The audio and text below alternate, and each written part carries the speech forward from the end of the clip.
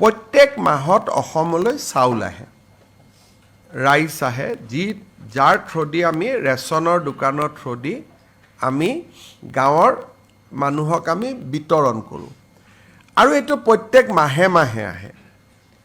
ভাৰত চৰকাৰে বিচাৰিছে যে লজিষ্টিক ৰেছপন্সিবিলিটিটো গভৰ্ণমেণ্ট অফ ইণ্ডিয়াৰ কমি যাব লাগে যাতে দে কেন পুট দ্য এনাৰ্জি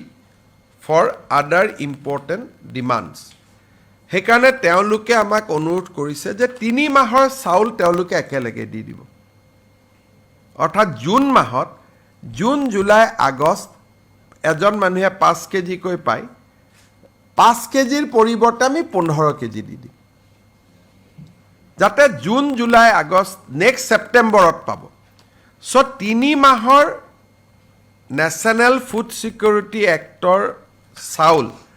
আমি জানুৱাৰীত জুনত আমি একেলগে দি দিম খালি ৰাইজে এইটো ভাবিব নালাগে যে এইটো ৰাইচ বাঢ়ি গ'ল গতিকে অহা মাহতো 15 কেজি পাম তাৰ পিছৰ মাহতো 15 কেজি পাম 5 কেজিয়ে আছে কিন্তু 3 মাহৰ চাউল আমি একেলগে দি দিম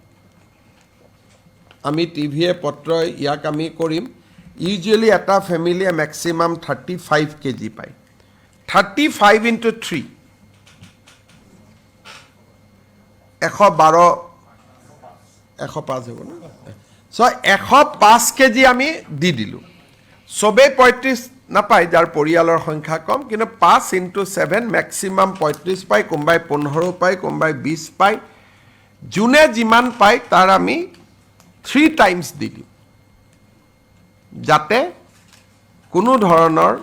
ভাৰত চৰকাৰৰ লজিষ্টিক প্ৰেছাৰটো যাতে কমি যায় কাৰণ ট্ৰাকবিলাক যদি অসমত আহি থাকে যুদ্ধ ক্ষেত্ৰত যাব নোৱাৰিব সেইকাৰণে এবাৰতে যদি আমি 3 মাহৰ চাউল লৈ লওঁ তেতিয়াহ'লে গোটেই লজিষ্টিক ৰেলত চাউলৰ কাৰণে মালবাহী ৰেল আহিব লাগে এতিয়া ৰেলত আমি আৰ্মিৰ মুভমেণ্ট লাগিব গতিকে যদি মালবাহী ট্ৰেইন 3 বাৰ আহাতকৈ এবাৰ আহিলে 2 বাৰ ফ্ৰী হৈ যাব সো সেইকাৰণে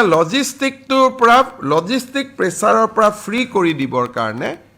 আমি 3 মাহৰ চাউল জুন মাহত একেলগে দিম এইটো অসম বুলি নহয় সকলো ৰাজ্যৰ কাৰণে এইটো SOP হৈছে আৰু অসমৰ ৰাজ্যক মই বিশেষকৈ কথাখিনি অলপমান জনাই ৰাখিব